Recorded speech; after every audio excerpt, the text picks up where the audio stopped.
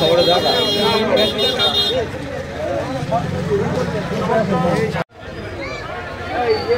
আর পিছনে পুরো গাড়ি আটকাতে বলবো, পিছনে পুরো লোক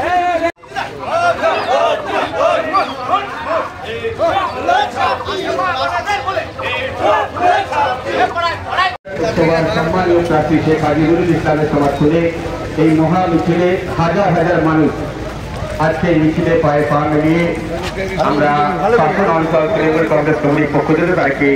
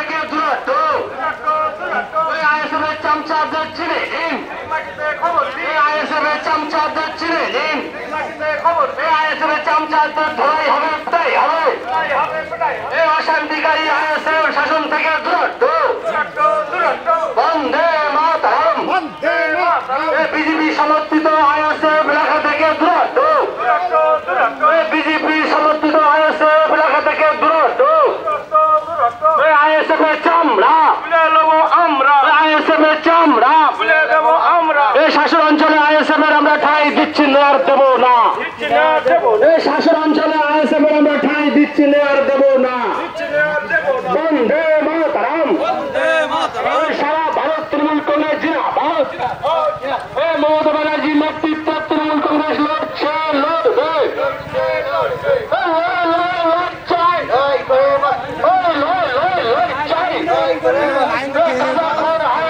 শাসন থেকে ওই চুল্লুকর আইএসএফ শাসন থেকে বন্দে মাতরম। দয়া করে মিছিলের লাইনটা ঠিক করে নিন, মাথাটা গ্যাপ হয়ে গেছে। গোলসাদ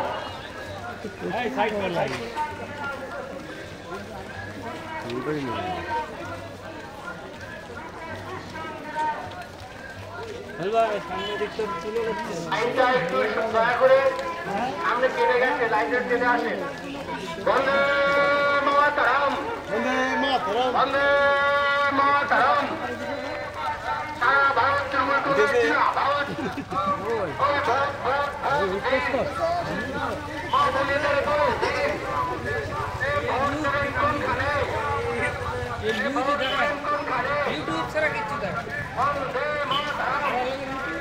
আগের দিন দেখিয়েছ তো, আগের দিন আমিনপুরি দেখিয়েছ তো।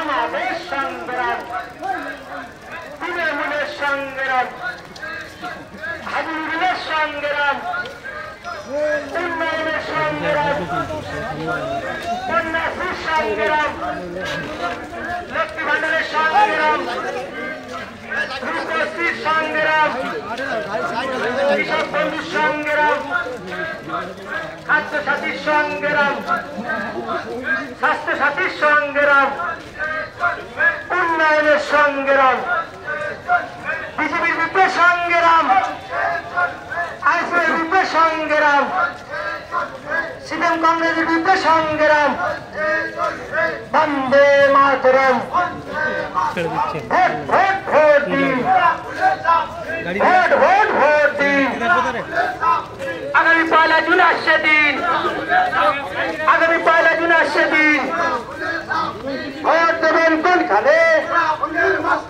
ভোট দেবেন কোনখানে পাড়ায় পাড়ায় বলে দিন রাস্তাঘাটে বলে দিন মা চাচিদের বলে দিন রাস্তাঘাটে বলে দিন রাস্তাঘাটে বলে দিন ভোট দেবেন কোনখানে জনাব চিহ্নে ভোটে হাজি সাহেবকে বিপুল ভোটে জয়ী করুন জনাব চিহ্নে ভোটে হাজি সাহেবকে বিপুল ভোটে জয়ী করুন বিজেপির দালাল আইএসএফকে একটু ভোট দেবেন না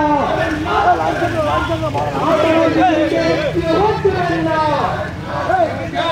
বিজেপির দালাল ভোট দেবেন না